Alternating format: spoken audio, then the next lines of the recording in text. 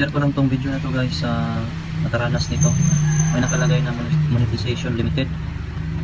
Ito, tinignan nyo na yung support inbox nyo, wala namang notification doon na may nalabag kayong community standard. Tapos ang gagawin nyo guys, click nyo lang itong auto policy issue. Tapos makikita nyo dito kung anong video ang may issue. Kung i-click nyo ito yung lalabas. Pero pag i-click nyo itong issue, hindi mo makita kung anong issue ang nakalagay. So dati nagkaroon ako ng ganito. So, ang ginawa ko na lang para mawala itong nakalagay na monetization limited, ang ginawa ko guys, pumunta ako sa reels ko, reels video. Tapos hinanap ko yung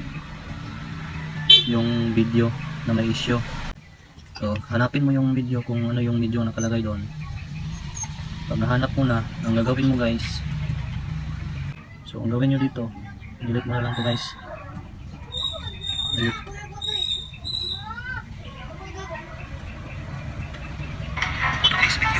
So balikan natin yun. Ito. Dito yun sa stars. So ayan guys, oh. Wala nang nakalagay na monetization limited.